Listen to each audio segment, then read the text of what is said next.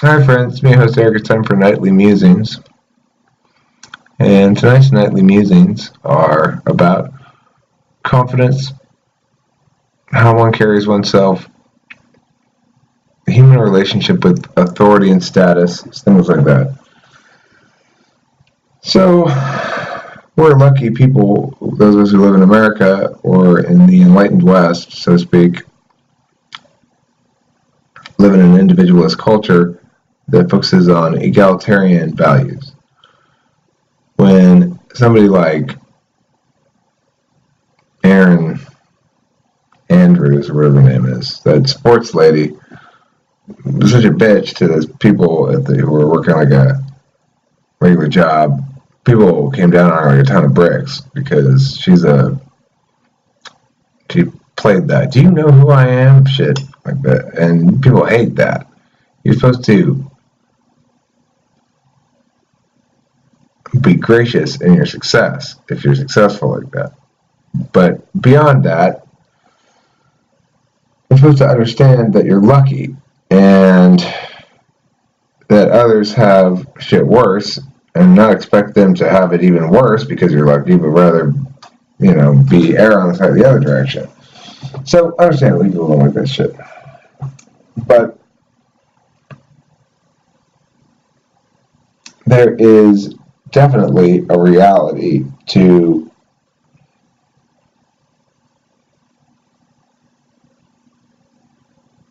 hierarchical vectors that are hugely important in human behavior. And I'm going to talk about a little more about what that means in a second.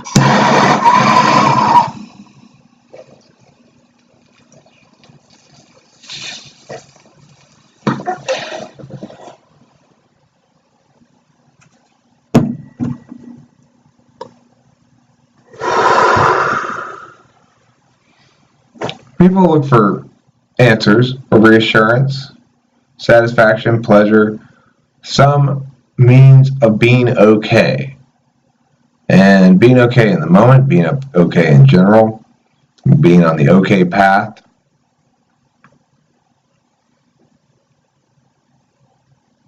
There's a battle ongoing in each human being to deal with the reality that, among other things, they are fundamentally alone. Susanna shared a video of a song called Fundamentally Lonely, or something like that. And his message was, be nice, because we're each alone, we're each fundamentally lonely, and sometimes that comes out in this or that way.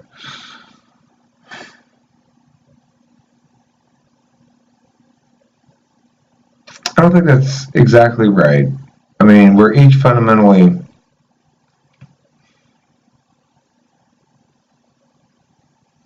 vulnerable. It's what we are more than anything else. We're metaphysically and physically vulnerable, and we know it. And there's no getting around it. No matter how tough you are, or badass, or pimpin', or whatever, there's no getting around that you're fundamentally vulnerable. That you are in a blessed moment in which your body's still working fine, your mind's still working fine, and things going well for a moment. If you're in that moment, it's so finite, so transient.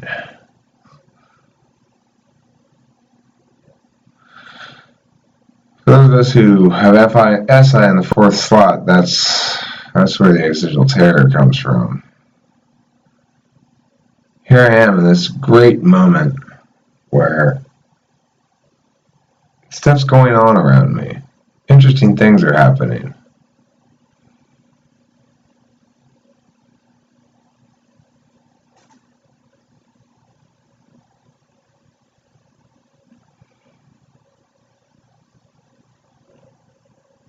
People have convinced me over time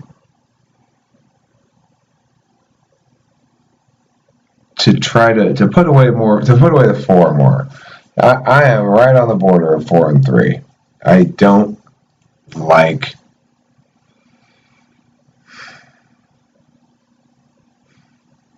I don't like distinctions between people on importance grounds like that, or well, it's okay for him to do it, but not for me to do it. I like it to be super fair, you know. I don't like entitlements that others don't get in general. I mean, I don't like them abstractly. I love getting away with shit that people can't get away with, and or getting special treatment, and or whatever. I love it. I've always loved it. And it's not necessarily a good thing, but it's how it is. And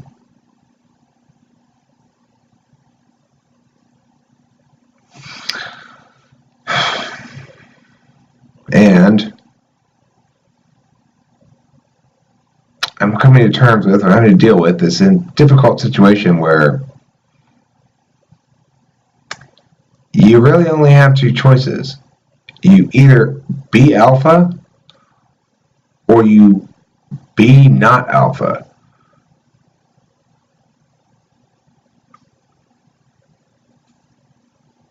It causes me to change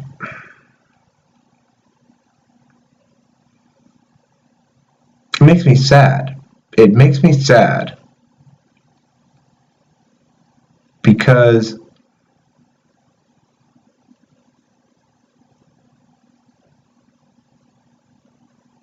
couple of reasons. It makes me sad under the old framework that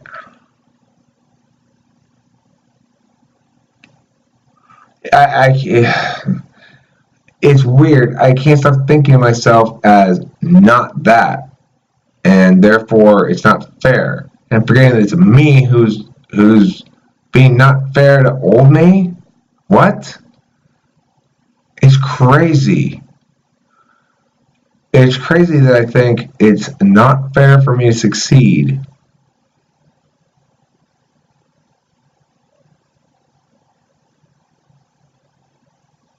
With women particularly, because I've got some old fucked up understanding of things where it's like that in that area you shouldn't have to earn it. You have to earn it everywhere else. I have no problem with that. Why don't you have to earn it there? Oh, because there's some Swords and Dragons shit. I don't know. Because I hate SE people. It's like I freaking hate jocks from high school. Way back in high school, I hate like football player jock guys who, I fuck that chick, I fucking hate those people. I fucking hate them. What the new reality is, oh, this is a drug that everybody wants to do, including the chicks. But chicks aren't allowed to just do it as they see fit, and it's always tricky business because, who is one of the two people gonna want to lock that shit down? How much? What expectations are there gonna be? It's the same thing as everything else in fucking life. Expectations, obligations are stems and seeds and stress. But with mating relationships, it's not that simple because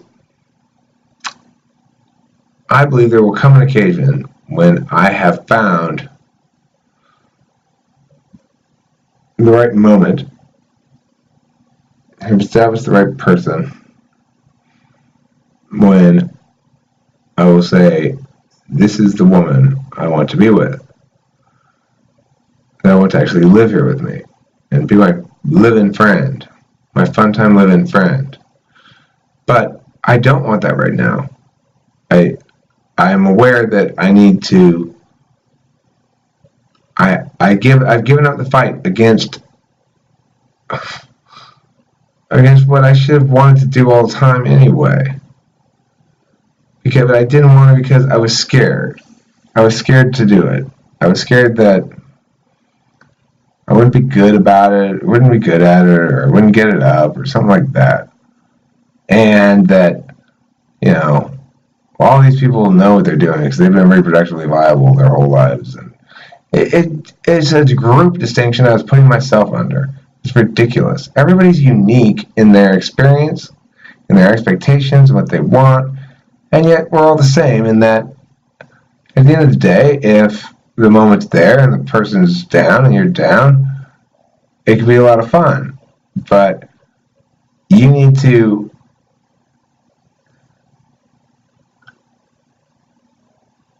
be the one who knows what you're doing and where you're going.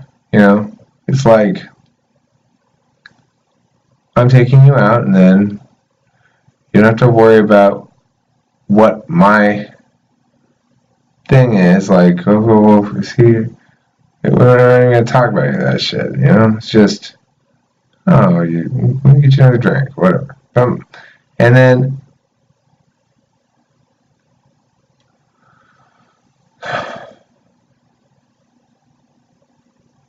you gotta make them feel comfortable, and to know that it's safe. That you're not gonna judge. That you think they're attractive. That you're not gonna expect anything of them. They can trust you not to treat them badly afterwards. So shit like that. Because why? You guys are doing a drug together. It has to be done in pairs. You can't do it by yourself, really. You can do a fucking half-assed version of the drug, but it's not even worth it.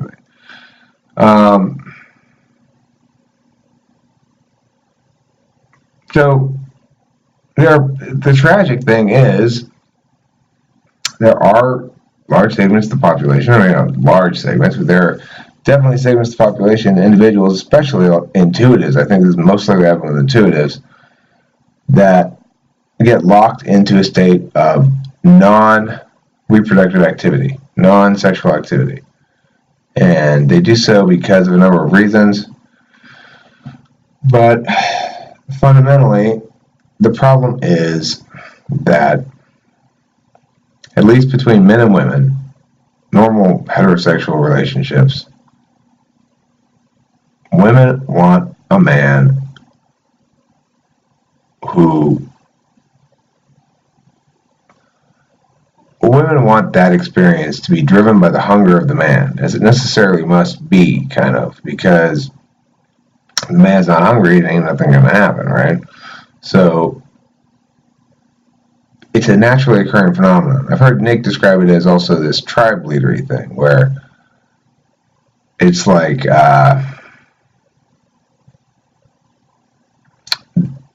women have a biological imperative to seek the best circumstances for their offspring. They have generations and generations and generations of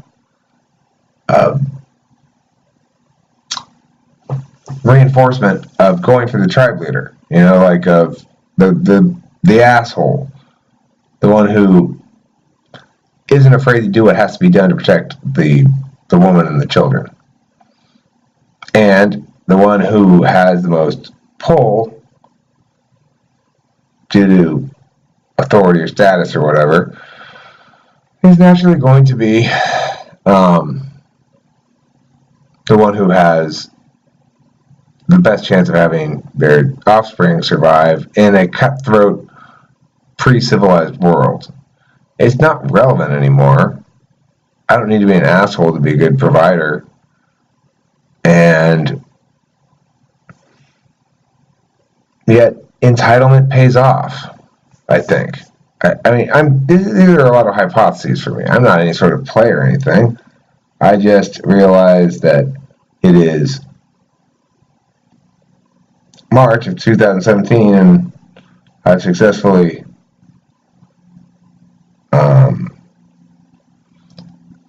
successfully enjoyed mutually win-win encounters with a couple of women over the course of 2017. That's an indication that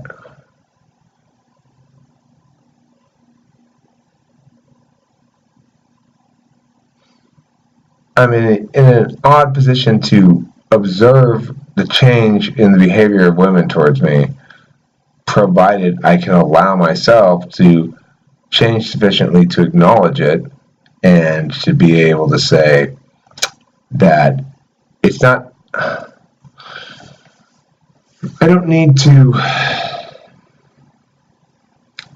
identify with the safest identity in order to be safe. And if anything, it's quite possible to be a lot safer by claiming the identity you want to be than it is to avoid identity clash, which is what I think happens, which is, I think, the alternative is to avoid the clash between identities by being humble, being self-deprecating, providing certain examples of your own areas of failure as a means of assuring others of their comparative value so that they don't feel bad about themselves because they're comparing themselves to you, and for whatever their own reasons are, they're going to frame that comparison in ways that make you look better because they're reinforcing some sort of low self-esteem thing or whatever, or who knows what they're doing. Or maybe he's right in their niche and you're further along and they're like, fuck, he's developed that area or something. I don't know. Regardless,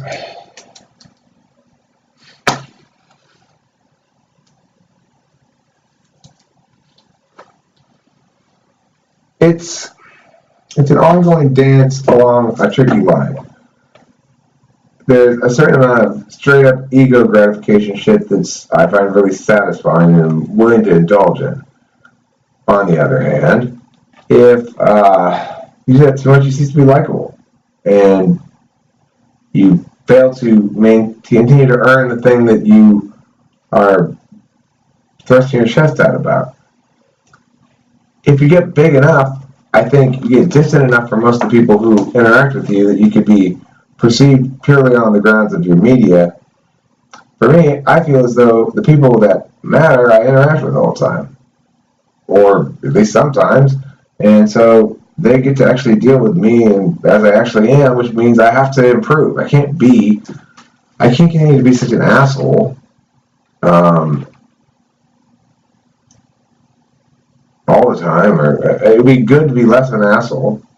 We can be less mean, I guess, sometimes. I don't feel like I'm mean. I feel like I'm angry occasionally. I get angry, or at least get pseudo-angry, which is the same thing, more or less. And I have my reasons, but those reasons are whatever they are. This is a rambling musings indeed, I tell you. Most people want answers.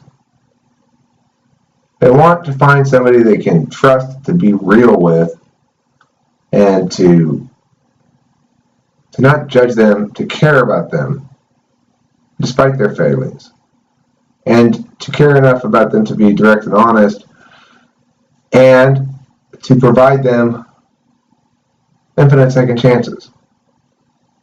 That's what most people want. People aren't understood adequately, intuitives. They're experiencing their own pain and suffering as they go through the world, and they have been tasked with the societal burden of presenting as happy for FE shit, or presenting as cool or accomplished or successful. Managing your presentation to others, keeping your privacy, or making sure that everybody thinks you're smart, or hiding the fact that you're drunk, or whatever. We are awash in the misery we keep alive with our own shame. Shame helps us keep shit secret.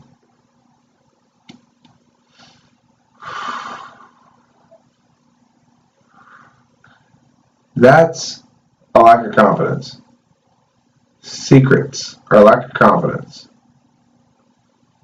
Now, not somebody else's secret that they share with you and you've been tasked with keeping it under wraps. Having your own secrets means, why did you want people to know that about you? Whatever it is. Ask yourself that question. FE stuff? If you're going to look bad?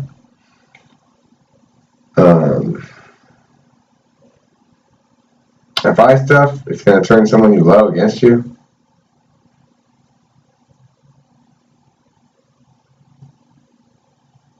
TI stuff,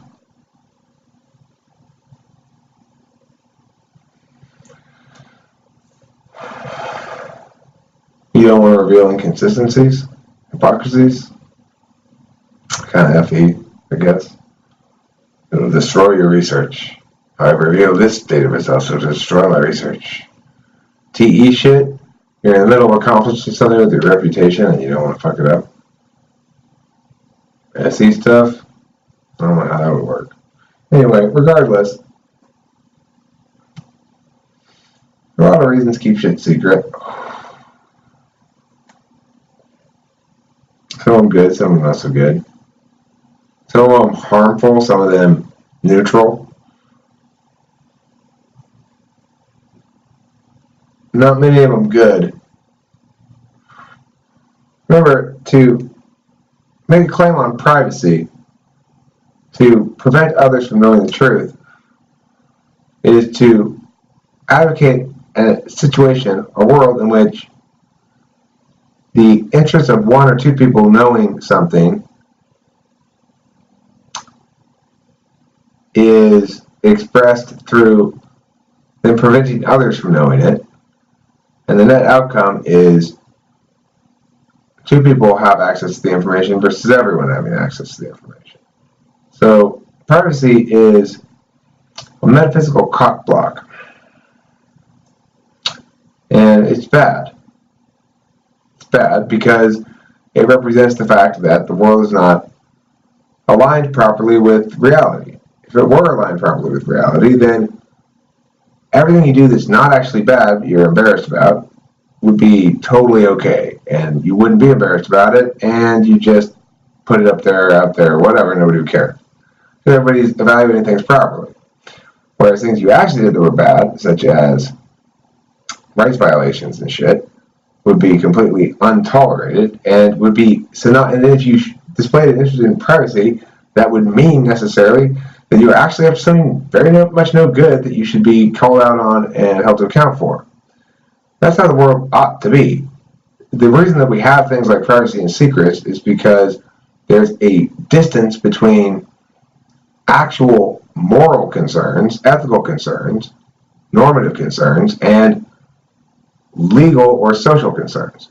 In other words, the law is not correct, it's not aligned with ethics, and society is not correct. It's not valuing the right things to make sure that we have an ethical world in which the individual is prioritized over the comfort of people's sensitivities and or the overall purported well-being of the group. And we make that distinction because we know that someone's definition of what's best for the group is going to be used, and that ultimately is the suppression of some individuals for the benefit of others that they mean.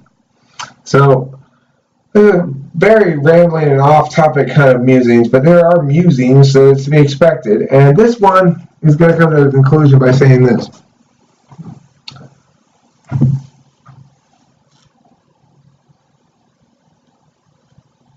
You have to be okay sometimes with taking on a mantle of leadership and positioning yourself as what you are, even if you think it's counter to your egalitarian nature. Ultimately, it's better to give people what they want and allow them to develop through the methodologies that they naturally seek and pursue and engage with than it is to try to force people into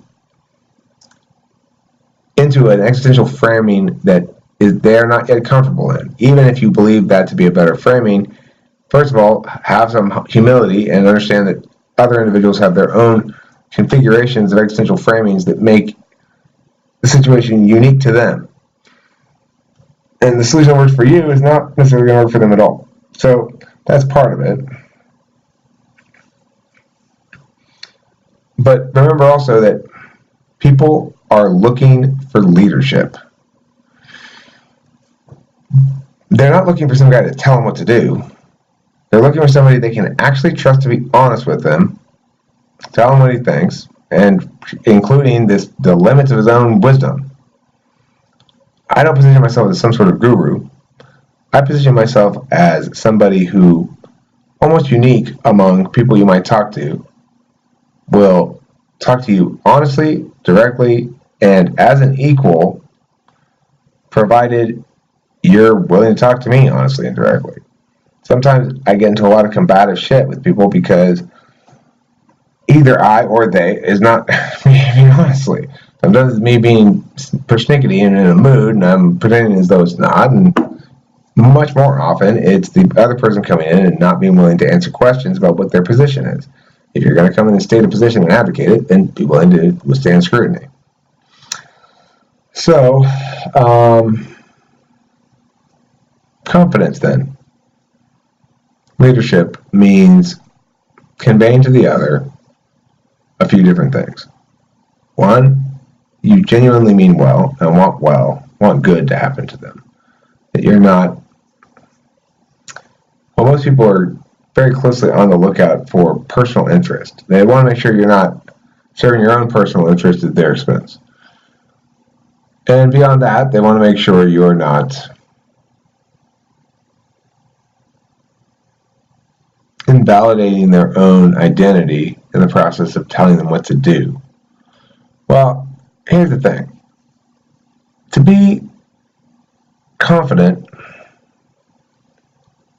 and to be comfortable in your own skin, to have attained some measure of how you want shit to be rather than how it is, and to have a future opening up that seems promising, that offers a lot of potentialities and very few constraints.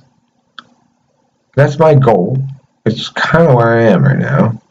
I'm feeling pretty good about everything. I feel, as I started saying at the beginning of the video, just up in the mix of shit, which is where I want to be all the time. And I'm very, very thankful to everybody who participates in this with me, and I hope it provides you the whatever it is you're looking for. If you're a dude and you're looking to find ways to get chicks or something, I don't think I have any answers for you at all, because I can't conceive of me faking this. I was not reproductively viable before, and it had to do with my physical appearance and my lack of understanding of the fact that women and men are the same. We both want to do that drug, and you gotta let her know that it's cool.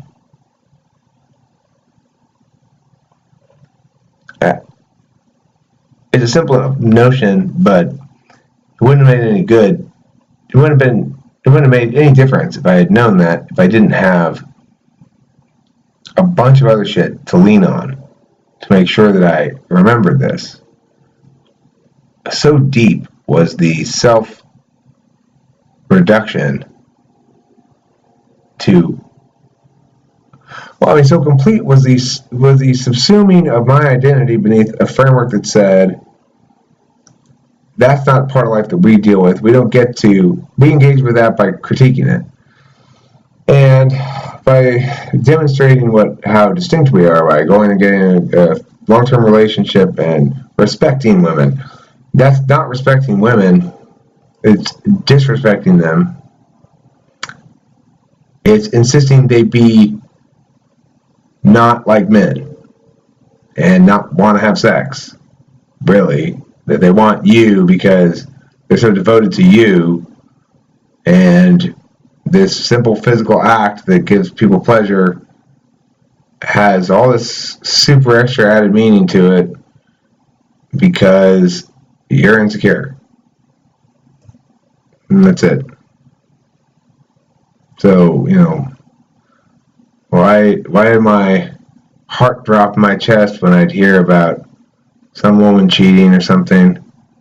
Well, because I got cheated on, and I was insecure, and I knew that if I was rendered single again, I'd have to go try to figure that shit out again, and it's just so scary, and I was so insecure, and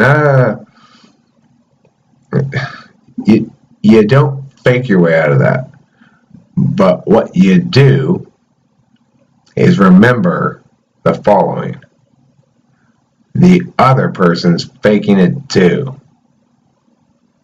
They're not confident about what they should do at all.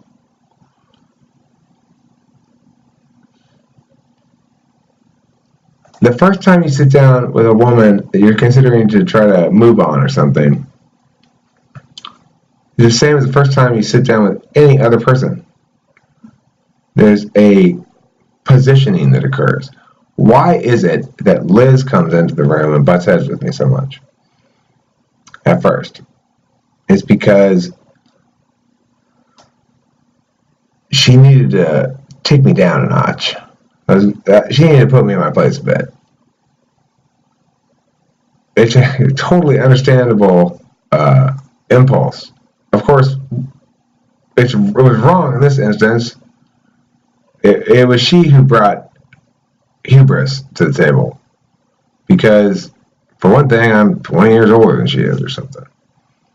I have had more experience. It doesn't always work. In this instance, it does. Because not only am I 20 years older, but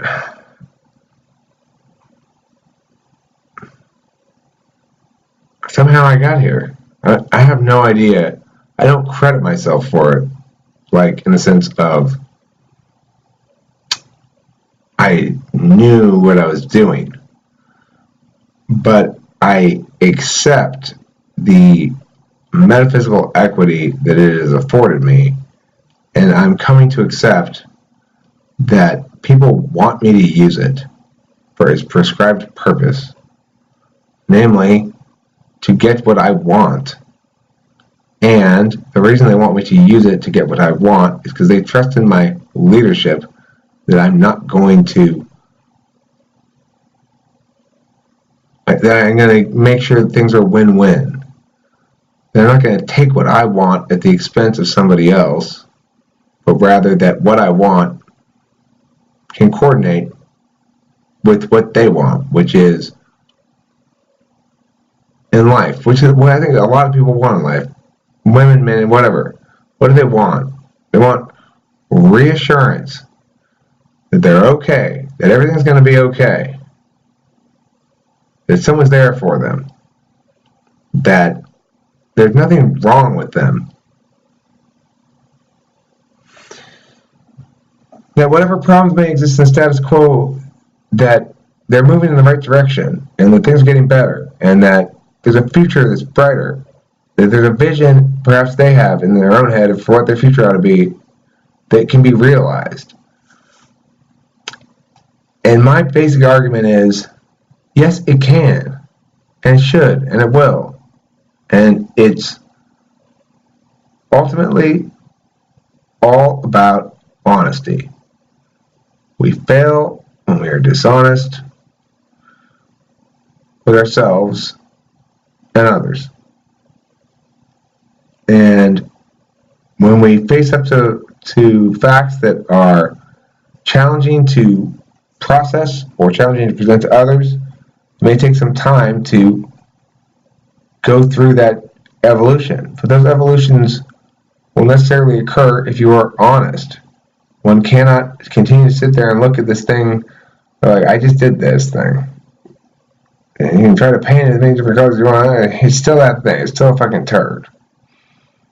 What are you going to do about it, Eric? You just put that turd there and everyone has to smell it, and it's pretty awful. Well, you've already done everything you need to do. You were honest with yourself about it. You sat there and you looked at your own culpability. You felt the suckiness of it. And it's informed your behavior going forward. It's okay, Eric. You fucked up. Infinite second chances. Fortunately, I've got friends who are willing to put up with a lot of shit from me sometimes, who are kind enough to be interested in a lot of host Eric, I guess, because there's a lot of me around here for sure. So I'm not going to apologize for that anymore, I guess. Not that I really ever have, but I'm not going to apologize within myself to the extent that I can avoid it. And I'm going to know that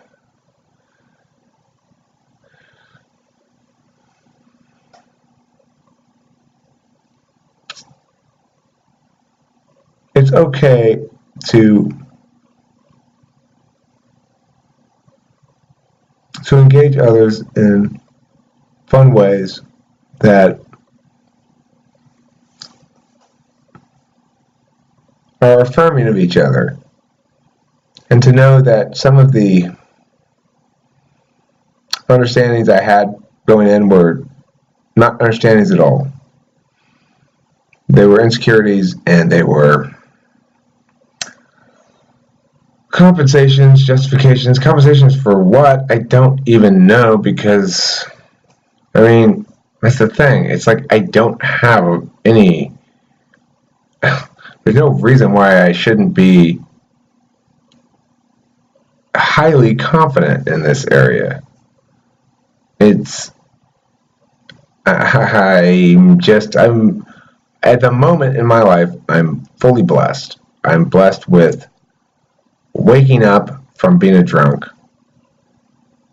to living how I want to live for a little while, and seeing that pay off unbelievably, shockingly, because, I mean, that's one thing that still kind of strikes me as unbelievable. But, and then waking up to the reality that, oh, in the process of reducing myself to not reproductively viable, I internalize all sorts of crazy false shit. All sorts of it. Insane amounts of it. Stuff that just basically said, you can't compete in this area at all.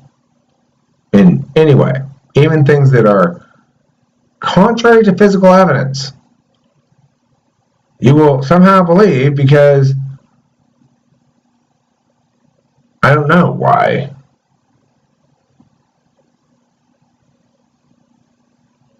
I'm fucked up in some way, because it doesn't matter how much proof I get. How many women tell me, bah, how many... Okay, well, it's 2017. I've had sex with 2 different beautiful women this year. That's not a lot of women in March, but it's 100% more women, 200% more. I mean, it's just like way more women than I would have thought normally, is by default understanding of myself as being not able to attain that. And both of them were attractive, very attractive. First one was smoking fucking hot, and I thought, well, that's a fluke, because she's a weirdo, and I'm a weirdo, and weirdos are... She's a unique character, and there's not going to be a lot of people like that out there. Well, the second one, she's attractive too. She slept with me last year too, and basically the reason she didn't continue sleeping with me was because I couldn't handle it. I was like, I was still that guy. It's like, oh, well, what is this? And are you going to sleep with anybody else? And yeah, she's going to sleep with other people. Well, she is. She's got something going on down there. She's got something going on up here. It's fine. I don't give a fuck. I don't want her to move in. I don't want to marry her. She's fun. I want to have fun with her. It's fine. Jesus fucking Christ, Eric. Anyway, you can't will that to be the case.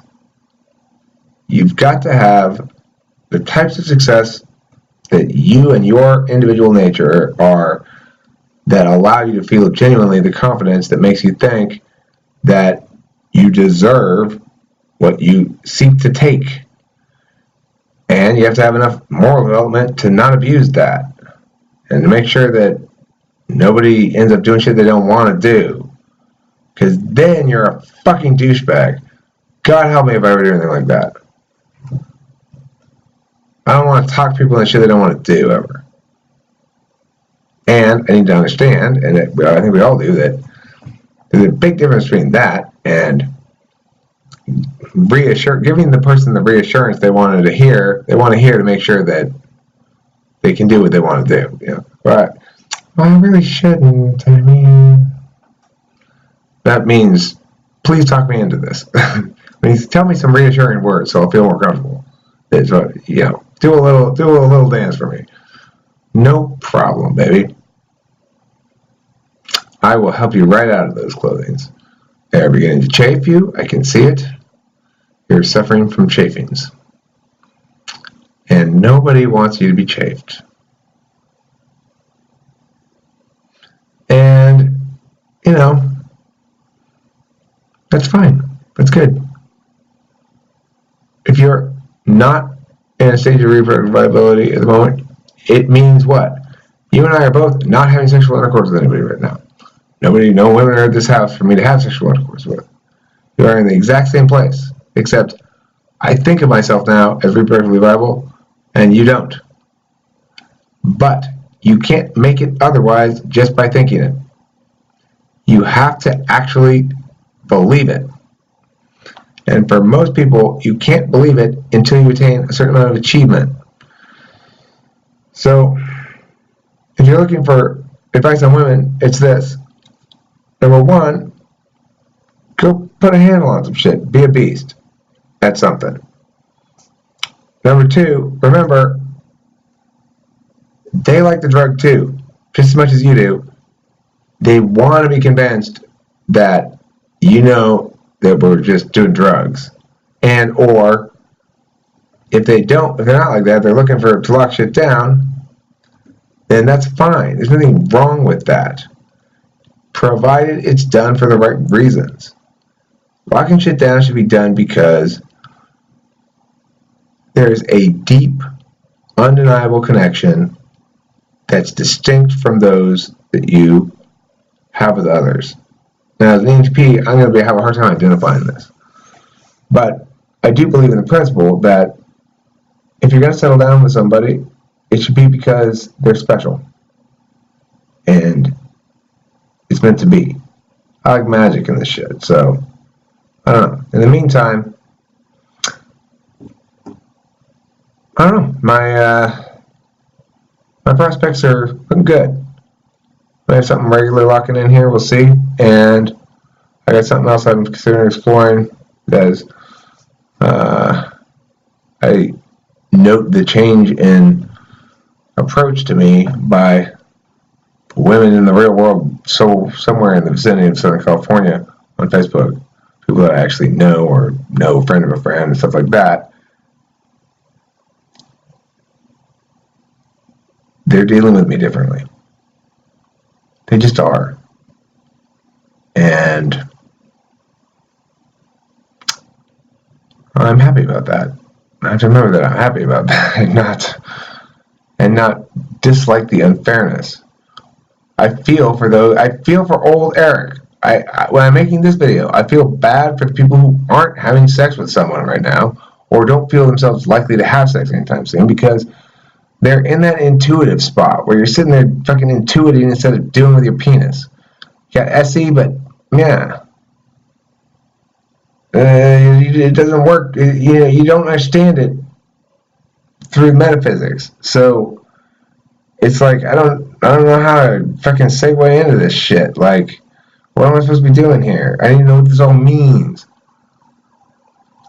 You just gotta let yourself. You gotta let yourself do what you want. You gotta let yourself be greedy and self-serving. And until it's actually greedy and self-serving, then don't do that. In other words, don't exploit.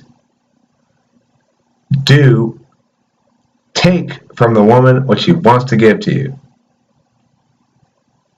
And give her the words she wants to hear to feel good and comfortable and safe in your hands, so to speak. That's what it is. Every woman is potentially an option, presumably, and they know it too. That's the thing. They know they are, and you can just. They may not be. That doesn't mean they're down. It means they know they could be down. They got that dirty slut part of them, just like everybody does. That, well, I could go back over there in the whole bathroom and bend over and have you fuck me. It's in the back of their mind. The thing is, most of them probably haven't given into that all that often. But guess what, guys? They've given into it way more than they tell you, or me, or any other guy. It's like, because there are people like Taylor out in the world who, he's got no problem fucking your girlfriend. Got no problem at all. Historically, I would say, fuck that guy, he's the enemy. Now I understand. He's the only one who actually respects women. They're autonomous beings. They're not your girlfriend. If you and a woman have a relationship in which you have fidelity as part of the deal,